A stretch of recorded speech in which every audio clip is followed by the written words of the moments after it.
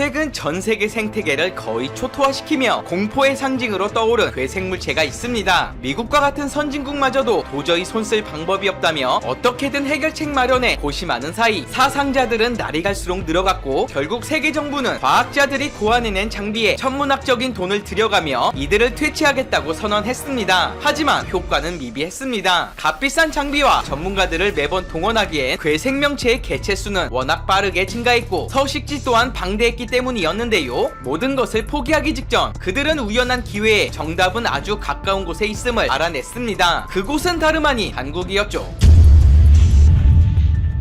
얼마 전 해외 네티즌들 사이에선 과거에 볼 수 없었던 말도 안 되는 크기의 괴생명체 사진이 엄청난 화제를 모았습니다. SNS상에는 하루에도 관련 글들이 수천 건씩 퍼날라졌고 이것이 과연 진짜 존재하는 생물인지 아니면 조작인지에 대해 갑론을박이 벌어졌는데요. 누군가가 친구들을 겁주려는 목적으로 정교하게 만든 인형일 뿐이다. 사진상으로 확대돼 보이는 거지 실제로는 이보다 10배는 작을 것이다. 심지어 우주에서 온 외계 생물체가 틀림없다는 등 대부분의 네티즌들 또한 눈으로 보고도 믿을 수 없다는 반응을 보였습니다. 하지만 그 순간 모두의 이목을 집중시킨 게시물이 올라왔습니다. 그의 증언에 따르면 일주일 전 가족과 함께 근처 숲으로 하이킹을 가던 중 갑자기 이상한 소리가 들려 하늘을 올려다봤는데 대략 비둘기 정도 크기의 곤충이 지나가더라. 조금 과장해서 말하자면 그 소리는 마치 헬리콥터와 같았고 실물을 확인하기 전까지 누군가가 날린 드론인 줄 알았다며 당시 아찔했던 상황을 설명했습니다. 이윽고 비슷한 경험담들이 줄지어 올라왔는데요. 나는 살면서 그렇게 큰 곤충을 본 적이 없었다. 눈이 마주친 순간 몸이 얼어버렸는데 만약 물리기라도 하는 날엔 진짜 죽을지도 모른다는 생각마저 들었고 어디서 나타나는지는 모르겠지만 당국은 하루빨리 정체를 파악하여 퇴치하길 바란다고 말하기도 했죠. 한편 미국 북서부 과학자들은 캐나다와 국경을 맞대고 있는 한 작은 마을에서 주민의 신고에 의해 거대한 구체 형태의 둥지를 발견했습니다. 출동한 경찰과 과학자들은 이것을 조사하던 중 소스라치게 놀라며 즉시 워싱턴주 농무부와 연결해 비상사태를 선포할 것을 요청했습니다. 해당 둥지를 만든 것은 대략 4cm 정도 크기의 독충으로 성분을 분석한 결과 그 독성이 뱀에 못지않게 강해 성인이라 할지라도 한 번 쏘이면 사망에 이를 수 있다고 경고했는데 곤충학자조차 겁을 먹은 듯 이들에게 살인충이라는 명칭을 붙이기도 했습니다. 동시에 지금의 시기를 놓치게 된다며 개체수 조절에 완전히 실패해 재앙적 사태가 발생할 수도 있다며 하루빨리 통제를 서둘러야 할 것을 지적했는데요. 다만 이 괴생명체가 그동안 서구권에서 발견된 적이 없었다는 점으로 미루어 볼 때 아시아 지역에서 유래됐음이 거의 확실시 되기 시작했습니다. 일부 매체에서는 아시아에서 코로나 못지않은 킬러 생명체가 넘어왔다는 등의 제목으로 다루자 중국 우한에서 퍼진 코로나 사태를 혹독히 겪은 미국인들은 아시아로부터 또 다른 외래종이 습격했다는데 큰 관심을 드러냈습니다. 한 인터넷 기사에는 우한 실험실에서 괴생명체를 퍼뜨린 것이냐, 중국이 코로나를 보내더니 괴생명체도 보냈다는 해프닝이 벌어지기도 했는데 의외로 탄서는 중국이 아닌 한국에서 찾을 수 있었습니다. 그 정체는 다름 아닌 생체 드론이라고도 불리는 장수말벌이었죠. 미국의 곤충학자와 과학자들은 장수말벌 몇 마리를 생포해 추적 장치를 붙여 확인한 결과 캐나다 국경에서만 300마리를 추가로 발견했고 이들의 번식 데이터와 각 지역에서 접수된 신고로 종합해볼 때 미국에서만 최소 수만 마리가 생존하고 있다는 계산 결과에 망연자실한 표정을 지었습니다. 인명피해는 물론이고 무엇보다 양봉에 활용되는 꿀벌들은 생전 처음 보는 외래종이 장수말벌에 대처하는 능력이 전혀 없었기 때문에 이대로 가다간 양봉업계 전체가 괴멸적 타격을 입을 건 불보듯 뻔한 일이기 때문이었죠. 장수말벌 10마리 정도면 꿀벌 수만 마리가 30분 만에 몰살될 수 있다는 학계의 보고와 함께 한국에서 촬영된 꿀벌들의 처절한 저항이 담긴 영상이 공개되자 이 같은 우려는 더욱 심해졌습니다. 이에 미국 정부는 신속하게 말벌 퇴치 작전에 나섰는데요. 방호복쯤이야 가볍게 뚫어버리는 독침의 위력에 대비하기 위해 마치 우주복을 연상케 하는 특수한 소재의 보호 장비를 추가로 개발했고 위치 추적기를 활용한 첨단 장비와 더불어 나무 안에 직접 이산화탄소를 넣어 질식시키거나 막강한 화력의 진공 청소기까지 동원됐습니다. 수십 명에 달하는 대규모 인원이 출동한 이번 작전에서는 마치 SF 영화 속 한 장면을 연상케 했는데 모르는 사람이 보며 생체 무기나 핵폭탄을 처리하는 게 아닌가 싶을 정도로 이색적인 분위기를 연출했습니다. 이는 미국인들이 장수말벌을 얼마나 경계하고 또 무서워하는지를 엿볼 수 있는 대목이었죠. 현지 네티즌들은 그제서야 안심하고 생활할 수 있을 것 같다. 같다며 정부의 대처를 응원했지만 이후 한국 네티즌들이 공개한 사진과 영상이 나돌자 이번엔 네티즌들이 망연자실한 표정을 짓고 말았습니다. 못해도 수백만 달러는 좋게 들어갔을 법한 미국의 첨단 장비들과는 달리 한국인들은 고작 몇천 원이면 구매할 수 있는 싸구려 생활용품들로 장수 말벌을 일망타진하고 있었던 것이죠. 시골에 거주하는 한국 네티즌은 말벌 퇴치를 앞두고 그 과정을 자세히 공개했습니다. 복장은 긴 장화와 등산복, 청바지에 머리를 보호하기 위한 방한모와 선글라스, 여기에 모기장으로 두르고 고무장갑을 끼면 완성. 퇴치 도구는 긴 막대 하나와 F킬러 2개면 충분했는데요. 그는 한눈에 보기에도 무시무시한 말벌집에 성큼성큼 들어가더니 양손에 든 F킬러를 쌍권총처럼 분사하며 순식간에 벌들을 몰살시켰습니다. 자신의 행동이 너무 심하다고 생각했는지 벌들에게 미안하다며 사과를 하는 행동에 측은한 마음을 들게 만들기도 했는데요. 하지만 역시나 공과 사를 철저히 구분하는 한국인답게 애도를 표하면서도 벌집까지 깔끔하게 처리하는 아름다운 마무리를 보여줘 네티즌들을 경악해 했습니다. 그 시각 또 다른 네티즌은 자신이 벌초할 때 주로 써먹는다며 보다 간편한 퇴치 방법을 공개했습니다. 말벌을 발견하자 그는 근처에 있던 플라스틱 페트병 몇 개를 공수해 오더니 입구 쪽을 잘라 벌집 입구에 쑤셔 박고는 그 위에 페트병을 올려 놓았습니다. 그러고는 발로 몇 번 쿵쿵대면 말벌들이 올라온다며 이 방법이면 굳이 방호복 같은 장비 없이도 간단하게 해결할 수 있다고 전했는데요. 충격적인 건 그 다음이었습니다. 벌집같이 귀한 것을 그대로 두고 갈 수 없다며 모든 벌들을 병에 담아낸 후 땅을 파헤쳐 온전한 상태의 벌집을 그대로 건져냅니다. 혹시라도 남아있을 말벌에 대비해 비닐이나 망을 씌우는 신중함도 잊지 않았고 그렇게 잡은 말벌과 말벌집을 저울에 달아 보이며 플렉스하더니 심지어 술로 만드는 기괴한 모습에 수많은 네티즌들을 아연실색해 했죠. 이에 질세라 결국 끝판왕이 등장했습니다. 재밌는 게시물 잘 봤다고 칭찬하던 그는 그래도 너무 힘들게 퇴치한 것 같다며 더 쉬운 방법을 공개하겠다고 호언장담했습니다. 그가 준비한 장비는 단 하나, 바로 박스테이프였는데요. 벌집 입구 근처를 박스테이프로 촘촘히 밀봉하더니 딱 일주일만 기다려 달라고 말했고 그 결과는 한국인들조차 믿을 수 없다는 반응을 이끌어냈습니다. 애초에 그것은 박스테이프가 아니었습니다. 말벌 퇴치를 위해 만들어진 끈끈이였던 것으로 한 장에 적어도 수십만 마리의 장수 말벌이 따개비처럼 붙어있는 장관을 연출했습니다. 그가 들인 노력은 그저 1,000원에 몇 장 살 수 있는 끈끈이를 벌집 근처에 달아놓았고 평소대로 일상생활을 즐겼을 뿐 앞서 보여준 예시와는 다르게 최고의 가성비를 보여준 셈이었죠. 서울에 거주한다는 한 네티즌은 어쩐지 장수말벌 원산지가 한국이라고 하는데 태어나서 얘들을 몇 번 본 적이 없는 이유가 있었다. 한국인들한테 걸리면 뼈도 못 추리니 시골 깊은 산속에 나가야 마주칠 수 있다는 게 단번에 이해됐다. 아무리 해충이라고는 하나 부디 천년기념물로 지정되지 않도록 적당히 잡았으면 좋겠다며 심지어 말벌을 걱정하는 듯한 반응을 보이기도 했는데요. 무엇보다 앞서 미국에서 시행된 말벌 퇴치 작전을 예로 들며 저런데 쓸 돈의 10분의 1만 한국인들한테 투자해도 북미뿐만 아니라 전세계에 퍼진 말벌쯤은 1년 정도면 자취를 감출 것이다. 굳이 한국인들을 고용하지 않아도 한국산 끈끈이를 해외 직구로 구매하며 적어도 소규모 마을 정도는 말벌로부터 완전히 안전할 수 있다. 안 그래도 코로나로 경제적 타격을 입은 미국에 이 사실을 알려 서로 윈윈할 수 있도록 해야 한다는 이색적인 아이디어가 나오기도 했습니다. 어쩌면 한국인과 맞닥뜨린 말벌들은 조금이나마 꿀벌들의 심정을 이해할 수 있을지도 모르죠. 오늘 영상은 이것으로 마치겠습니다.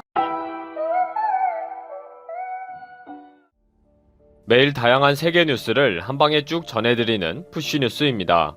구독과 알람 설정으로 유익한 세계 뉴스를 쉽고 빠르게 만나보시기 바랍니다. 오늘 첫 번째 뉴스는 현금 지급에 대해 오락가락하는 아베에 대한 이야기입니다. 아베는 16일 소득 제한 확인 없이 전 국민에게 일률적으로 10만엔을 지급하는 방법으로 변경하는 것을 검토하기로 했습니다. 그동안은 수입이 급격하게 감소한 저소득층에게 30만엔, 약 339만원을 지급하겠다고 했는데 대상자 선정이 복잡해서 여론이 상당히 좋지 않았습니다. 아베가 얼마나 오락가락했는지 끝이 없습니다. 3월 중순에는 상품권을 지급하기로 하고 소고기 상품권까지 말이 나왔습니다. 4월 3일 수익 감소 가구에만 30만엔 현금 지급으로 정리했다가 14일 자민당에서 소득 한도를 정해서 일률 10만엔 지급이 갑자기 나왔습니다. 15일 공명당에서 소득 제한 없이 1인당 10만엔 지급을 제안했고 16일 아베는 10만엔 일괄 지급으로 검토하기로 했습니다. 그래도 여론은 장난치냐는 분위기입니다. 확실한 검사도 확대하지 않고 정확한 전파지 추적도 없고 의료단체는 무조건 반대만 하고 되는 일 하나도 없는 일본입니다. 거기에 어디서 뭐라고 있는지 궁금한 아베는 또 갑자기 10만엔씩 줄 테니 화 풀어 라니 여론이 안 좋을 수밖에 없죠. 이러고도 선진국이라니 참 놀랍네요. 다음 뉴스는 전 세계에서 C19가 5G 휴대폰 송신탑과 관련이 있다는 루머가 퍼지고 있다는 소식입니다. 지난주에 네덜란드 통신회사의 5G 송신탑이 방화로 추정되는 공격을 받았다는 소식이 전해졌습니다. 네덜란드 정부에 의하면 사실은 5G 장비가 탑재되지 않은 2개의 통신타워가 암스테르담 교외에서 방화범의 타겟이 되었다고 발표했습니다. 최근 2주 동안 5G와 C19와의 연관 검색어가 폭등하고 있고 러시아와 이란 등의 국가기관에 의해 소셜미디어에서 5G 통신타워 파괴 같은 음모론이 증폭되고 있다고 보고 있습니다. 지난 2년간 5G 주파수가 사람의 건강에 치명적이다 라는 음모론이 통신탑 주변에서 조류 등 다양한 동물들이 죽어가는 수십 개의 비디오와 함께 퍼져나갔습니다. 여기에는 세계에 영향력을 끼치고 있는 유명 인사들도 주장하면서 확대된 측면도 있습니다. 팔로워 3,600만 명을 보유한 워즈 칼리파는 C19, 5G 아니면 둘 다 라는 4단어 트윗으로 평지 풍파를 일으켰습니다. 지금 북유럽에서는 수십 개의 5G 통신타워가 공격을 받았습니다. 역시 음모론은 솔깃한 마력이 있는 것 같습니다.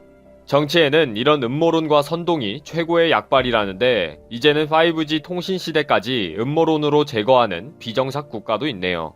다음 소식은 최근 미국에서 해고 방지 프로그램에 돈이 떨어졌다는 뉴스입니다. 미국 의회에서 급여 보호 프로그램을 만들었는데 직원 500명 이하의 회사가 어려워져서 해고를 고민할 때에 사용하는 것입니다.